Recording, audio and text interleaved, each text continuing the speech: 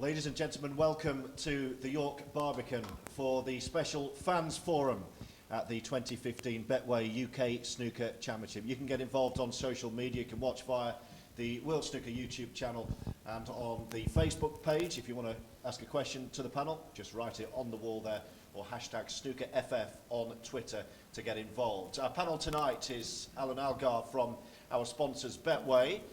We have Mark Allen, finalist here in 2011, Shaun Murphy, a former UK and world champion, and the current world snooker champion, Stuart Bingham.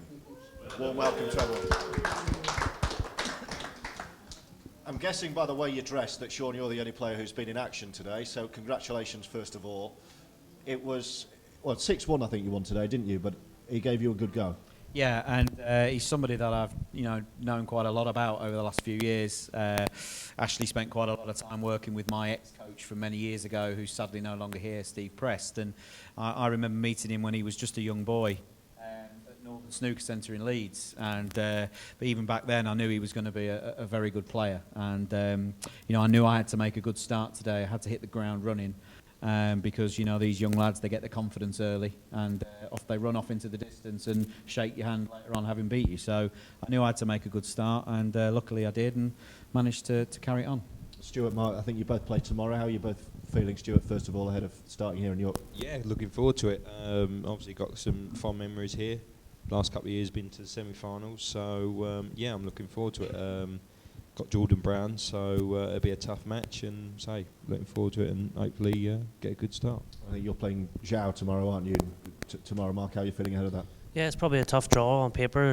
Young Chinese kids now are ones to watch, and be no different tomorrow. I'll go out there and perform, and if I play my best, I'll win, and if not, then the chances are Zhao will win. So it's a tough draw on paper, but I'm confident. Any questions for the guys? Just get involved tonight. It's your opportunity.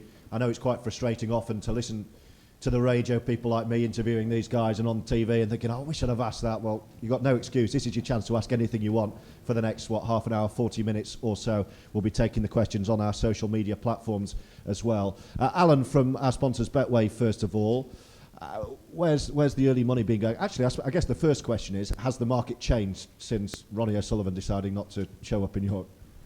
Yeah, there was a big change to the market. We had Ronnie down as the 7-4 favourite, but a lot of that price is built in, as in, will Ronnie decide to turn up or not? If you'd had absolute confirmation that he'd been turning up, it'd have been around 11-10, maybe even approaching odds on. But it did mean that the whole market did open up completely, and Judd Trump, we had to cut to 11-2, and every other player towards the top received a price cut to make up for the percentage of Ronnie's price not being there. So Ronnie's gone. Where's the money going? We've seen a lot of money for Mark Selby. The Racing Post did tip up Mark Williams as well, a big price each way, so his price has been cut as well. And a lot of money came for the players at the top of the tree just before the Ronnie announcement. So I think people were maybe just speculating that maybe Ronnie wasn't going to turn up. And in terms of your involvement in snooker, how have you found it so far? I know you were saying your boss watched the UK last year, came in and said, yeah, I want a piece of that. That's right. I mean, it's got great exposure. I think it's got a great fan base. It certainly lends itself to the betting side of the game. And also, it allows us to get involved. And I've seen that. I've only been here half a day, but I've seen that already from being here. We're also doing a charity donation for every point over 100 in breaks. And you're a bit worried about that already. I'm a bit worried. On your sums wrong. I'm a bit worried, George, because it's currently standing at £4,030 already. And I only budgeted about 15 grand, and we're not even to the end of day two. It's going to be double that. Yeah, I think Anthony McGill, £970 he racked up in the first few frames for himself when he got to winning. So I think 3 of his 6 frames in winning his first round match were way over, £970. So I'm doing the sums, and I might just have to live in York if I got it completely wrong. Bottom line is you could be out of a job after this. Absolutely, yes. So yeah. Let's bring in the guys, and obviously make yourself known. Anyone who wants to ask a question to Mark, to Shaun, or to Stuart. I remember back in May, sitting alongside you two, Sean and Stuart, at the World Championship, which, of course, Stuart, you won. And Sean, you said to Stuart, this victory is going to change your life. It will never be the same again. Has it been different since you've been World Champion, Stuart? Definitely, every way possible. Obviously, being at places like this, doing interviews, obviously been on TV a few times now. And Crime Watch doesn't count, you know.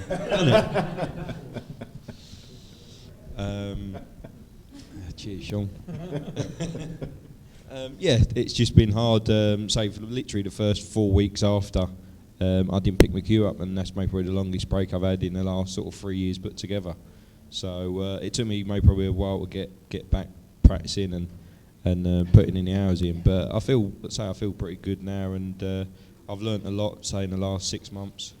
So hopefully the next 6 months will be just as good.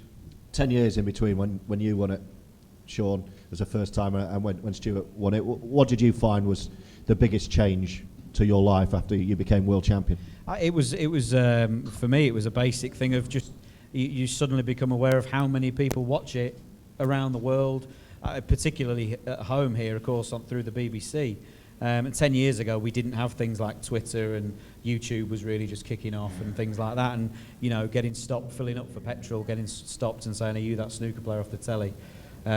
Was very strange. You know, you don't win the World Championships and then get handed a manual on how to conduct yourself as world champion. Nobody does that.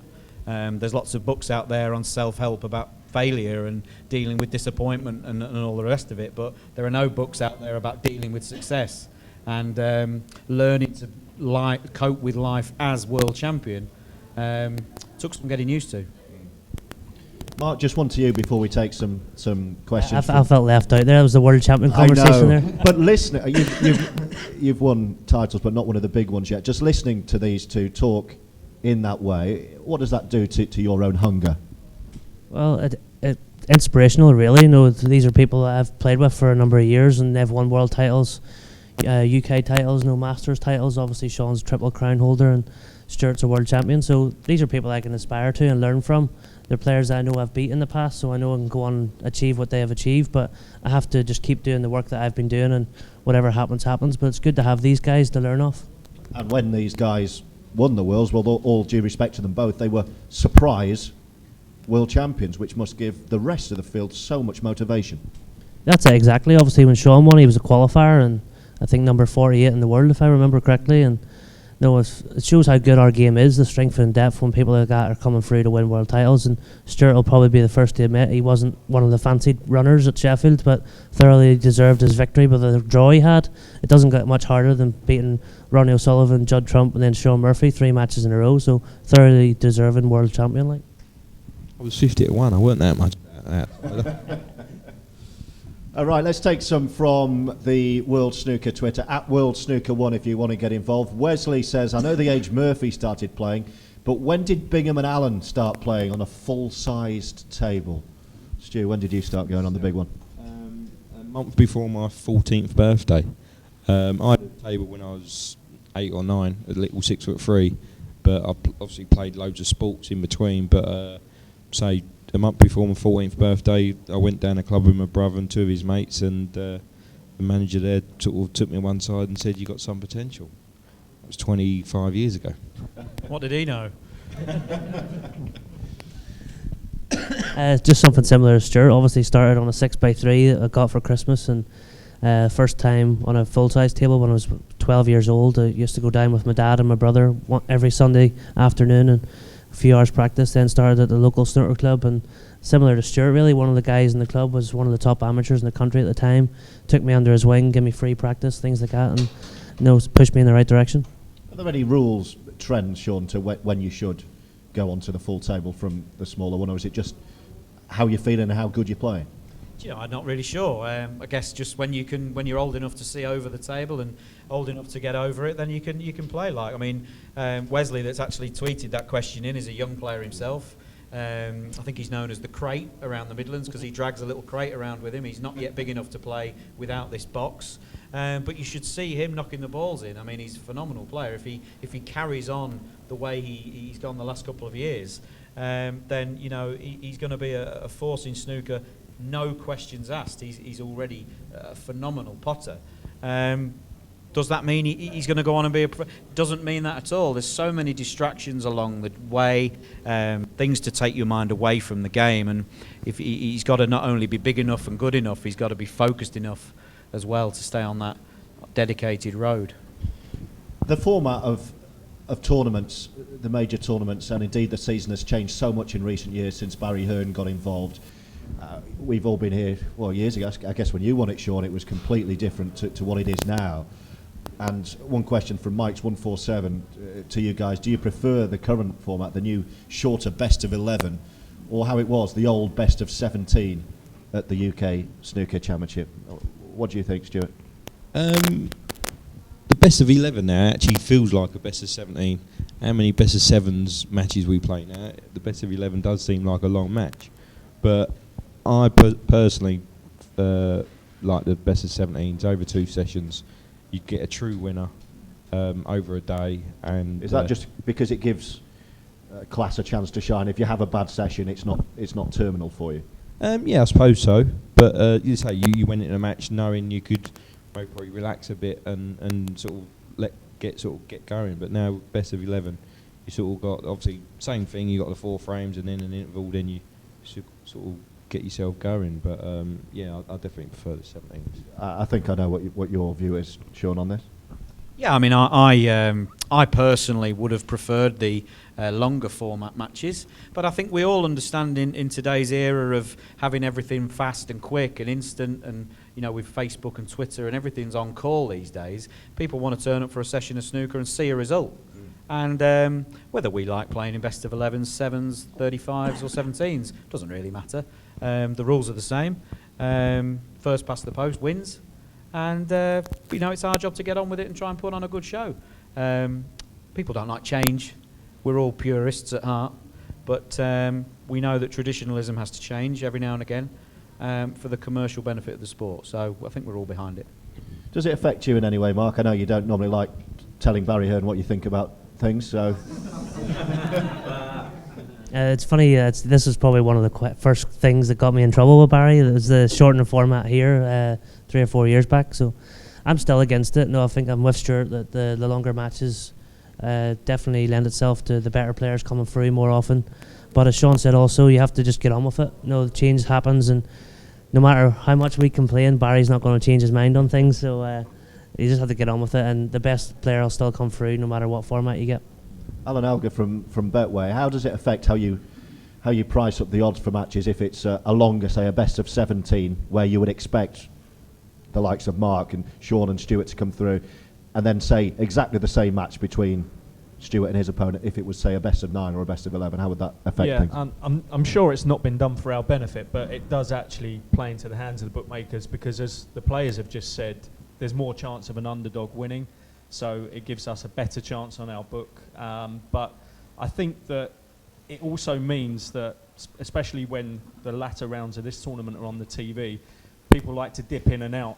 And as the players have mentioned, in this sort of faster age we're living in, that's much better that someone can actually dip into a game and have a bet.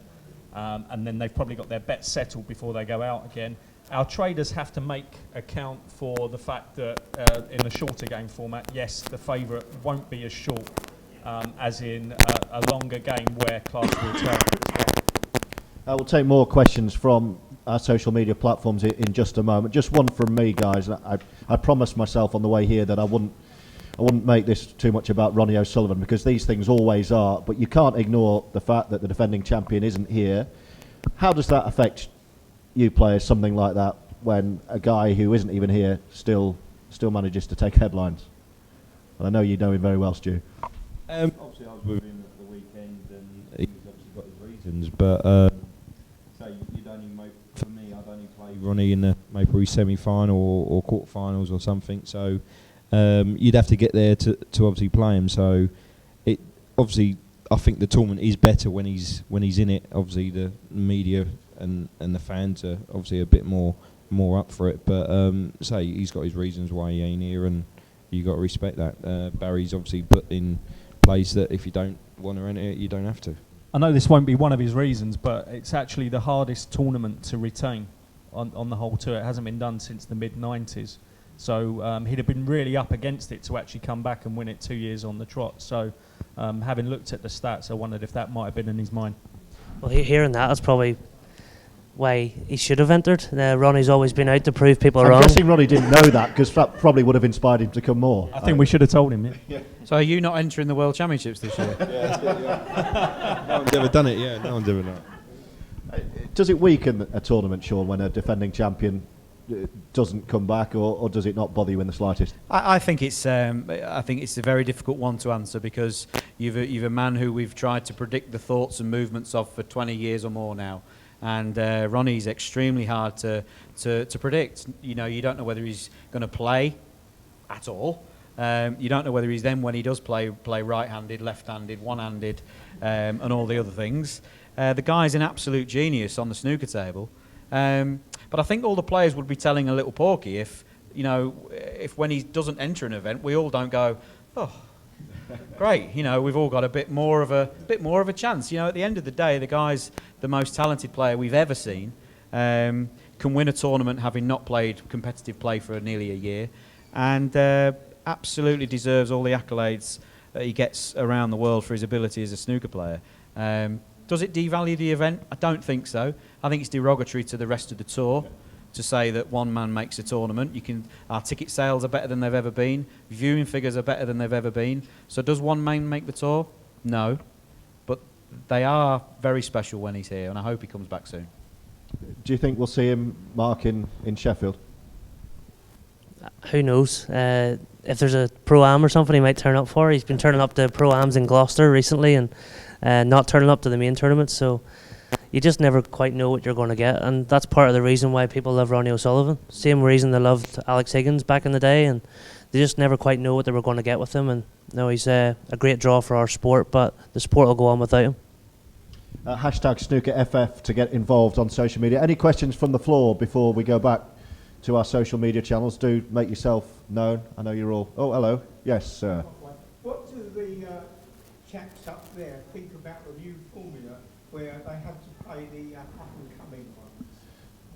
You start at 125 instead of the season. Yeah, so we've touched a bit on the longer formats, but what about the going to the 128 when you've had to play amateurs and qualifiers as you have been doing? How does that affect you guys? When obviously I see the draw come out, and obviously with Ronnie not being it, I was the number one seed, so obviously Jordan Brown come in, he was obviously the last man in the draw, so I think it's good. It's a different format, obviously, what's been brought in, and it's good because you get some amateurs, obviously like Jordan Brown, an opportunity to play, I suppose, one of the top players, and it obviously gives him a chance to obviously shine like everyone else. I think we've kind of touched on this already, haven't we, Mark and Sean? But you just get on with it now, don't you, whether you like it or not? Yeah, but I think it's a good thing for the sport. I think it brings us in line with almost every other sport out there now, where all the runners and riders start in the first round. I can only really think of Formula One, where they all go around the track, find out who's fastest, and let him go first. So to let the top players start 4 rounds later than everyone else always seemed a little bit strange to me. So now we're all in the first round. The only thing the players feel, I think, a little bit differently at the moment is that we wish it was in every event. Not all events are the same. And I think we'll achieve a lot more clarity with the public when all events, including the World Championships, adopt that new system. When that happens, the rankings will be a lot clearer, they'll be a lot fairer, and it will be much better for everyone to follow. Another opportunity, Mark, to get yourself in trouble here, if you like. Thanks. To be honest, I think it has its benefits and it has its negatives as well. For any young player coming into the sport, it's maybe not the best idea to have to play the very top players on TV, in the first round. They probably will come through in any system, but it's going to be very tough for them, continually playing the top players if it's the format 1v128. The format I come through and the other two boys come through here, you had to sort of earn your apprenticeship sort of thing, and you're playing players around you at a similar standard and progressing that way. I think that is probably a fairer way. You sort of, the way it is at the minute, you're thrown in at the deep end, but if you're more than capable and you're going to be one of the top players, you'll come through in any system. A couple more from social media, and just shout out in the floor. I know lots of fans coming in for the evening session of this Betway UK Snooker Championship, so if you want to ask Mark Allen, Sean Murphy, Stuart Bingham anything, just yell. But on social media, Stuart was aware, this from Mug, of his Crucible odds. But do the panel ever look at Betway odds and say, I'm better than that? Do you look at your odds, guys, when you play or not? No, I've got to be honest. I you know, since the whole sort of betting in sport thing and all the rest of it, you know, I very rarely would look at the odds on myself or any sporting event that I'm involved in. But I think the one thing I always think is a bit like you said earlier on at the start. I mean, I forget what price you said Ronnie was, but there's 128 riders in this event, and you had him so heavily backed as the favourite in a 128-man race. It's not something I understand. I know he's the best player, like, but it always struck me as a bit odd how, you know, if it was just a 2-man race or a 4-man race, then I can understand it. But I have 128 players to pick one and say he's almost the 11 to 10 favourite. I never really got that. Yeah, I suppose it's unique to Ronnie and unique to snooker.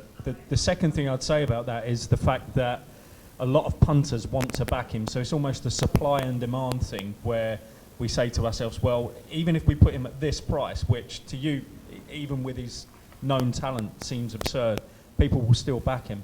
And there's a lot of percentage in the rest of the draw. I mean, there's more than 50% in the other side of the draw, so obviously someone will get to him in the final with a shorter price, and we would price it up match by match.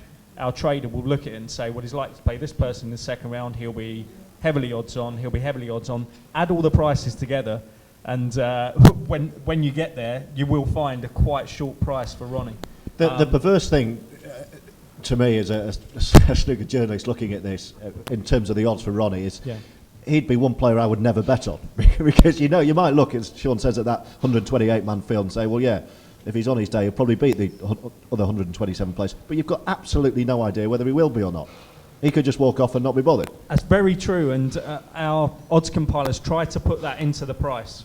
So say he was a different person mentally and actually turned up to tournaments regularly and played the way that we all know he can regularly, he would be a much shorter price for these tournaments, because you would get a consistent pattern of scores, and our traders would have more of an idea of the exact price he should be for all of those games. So it does throw an open element into it. And you've already mentioned the Worlds.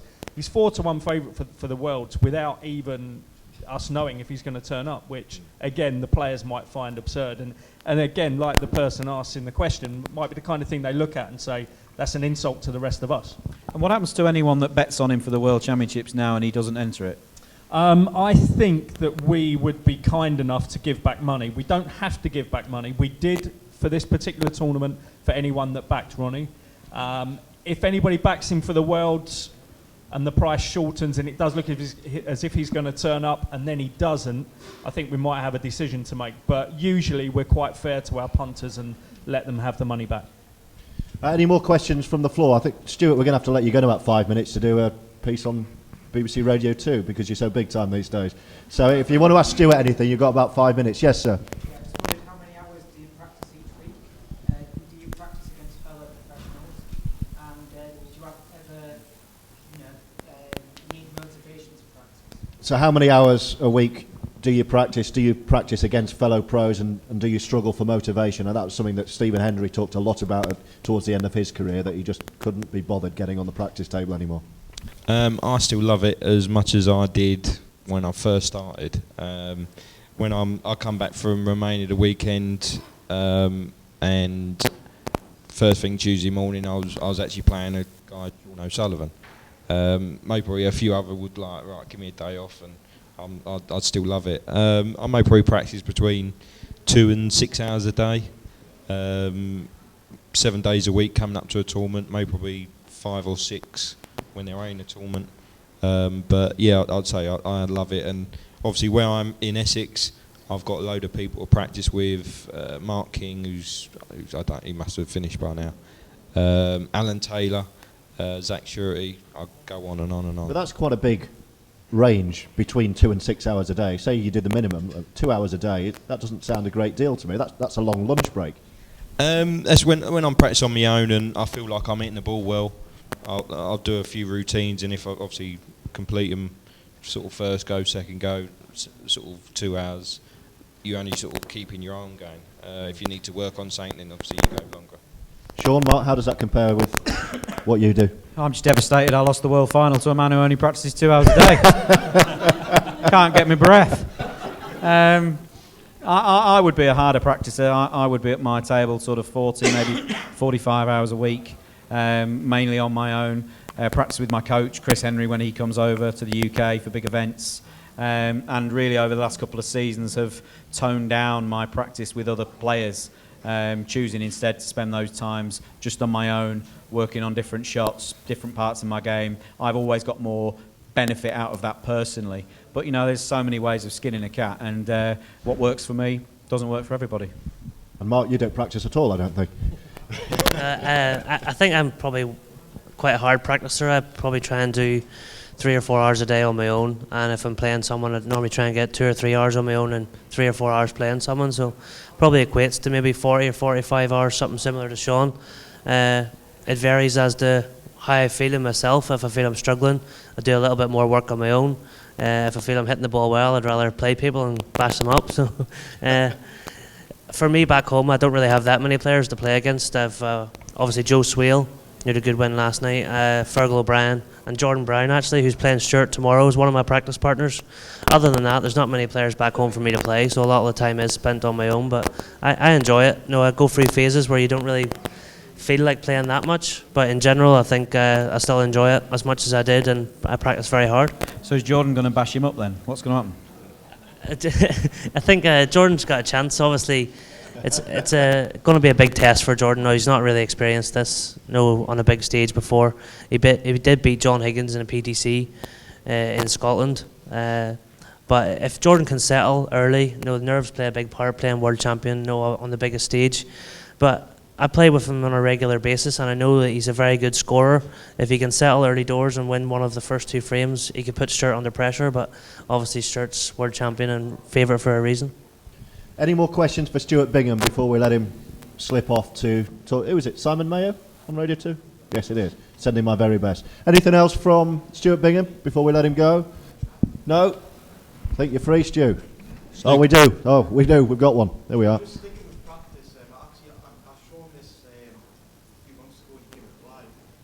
It's about pocket sizes on the table. Do you believe in practicing on tables with bigger pockets so we increase the confidence, or do you think it's better to do exactly the same? Pocket size. Do you practice bigger pockets, smaller pockets, or exactly the same? You've got to practice on what you play on in tournament play. I think it's very important. Bigger pockets, you can get lazy and start aiming for knuckles, but when you're in tournament play, you need to aim straight in the middle of the pockets. All right, Stuart, we will let you go and fulfil your other media commitments. Ladies and gentlemen, the world champion, Stuart Bingham. Thank you. Oh, you want to answer that one as well? Yeah, snooker back out, it's in the post. What does it say?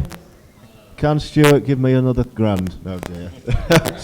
Thank you, Stuart. That's Stuart Bingham. Another 10 minutes or so with Sean Murphy, Mark Allen and Alan Algar from Betway. Just a word on York, guys. I absolutely love coming back here every year. It's a very special tournament, this, isn't it? And I know how keen Betway were to get involved in the UK Championship, but it's one of the majors, but it's one of the special tournaments, Sean. Yeah, and it's that sort of special essence that some of the other events now are trying to shortcut, and there's a few questions rolling through there. Q Action Blog on Twitter there is asking about, sorry, no, it's not Q Action Blog. Somebody else was asking about, what do we think